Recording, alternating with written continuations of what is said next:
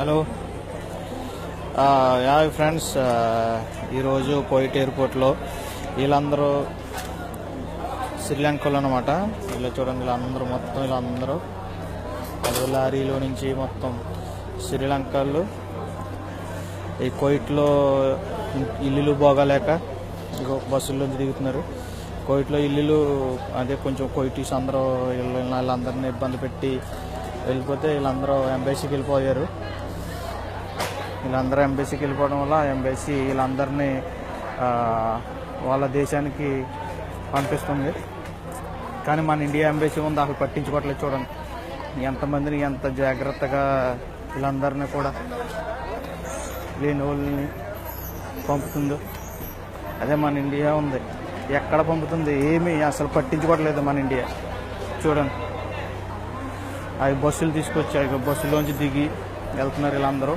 వీళ్ళందరూ శ్రీలంకలో అనమాట. వీళ్ళందరూ శ్రీలంకలు. వీళ్ళందరినీ కూడా శ్రీలంక ఎంబసీ అంటే శ్రీలంక గవర్నమెంట్ వీళ్ళందరినీ శ్రీలంక పంపిస్తుంది. వీళ్ళకి ఇంట్లోంచి పారిపోయిన వాళ్ళు వీళ్ళందరూ మొత్తం వీళ్ళందరూ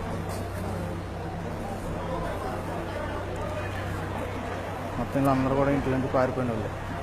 అంటే ఇంట్లో కొంచెం పరిస్థితులు బాగోక కోయిటోళ్ళు ఇబ్బందులు పెడుతూ ఉంటారు కదా, వీళ్ళందరూ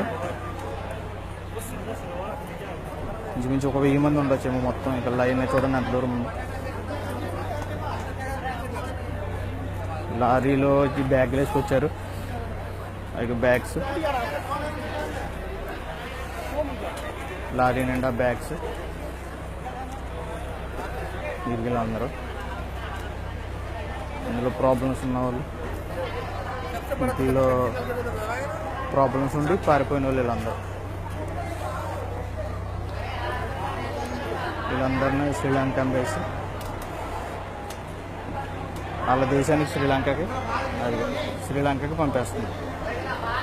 మన ఇండియన్ ఎంబసీ అయితే అసలు పట్టించుకోవాలి. చూడండి శ్రీలంక వాళ్ళకి ఎంత గౌరవిస్తున్నారు. ఓకే బ్రదర్, ఇప్పటికైనా మన ఇండియన్ ఎంబసీ మన ఇండియన్ వాళ్ళు ఎంతో ప్రాబ్లం పడుతున్నారు. అలాగే ఇంటర్నెట్లో సోషల్ మీడియాలో మీరు అందరూ చూస్తూనే ఉంటున్నారు. చూడండి సోషల్ మీడియాలో మీరు చూస్తూనే ఉన్నారు ఎంతమంది ప్రాబ్లమ్స్ మీద ఉంటున్నారు అనేది.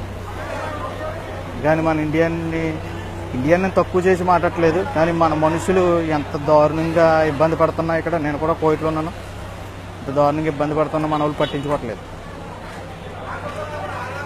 చూడండి అందరూ హ్యాపీగా ఉన్నారు. ఎంతోమంది మన ఇండియన్ ఎంబసీలో కంప్లైంట్లు ఇస్తున్నారు, కానీ ఎవ్వరూ కూడా పట్టించుకోవట్లేదు.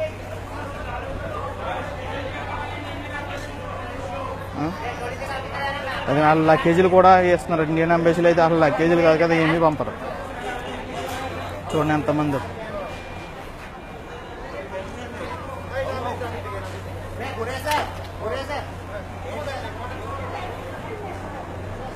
Okay brother.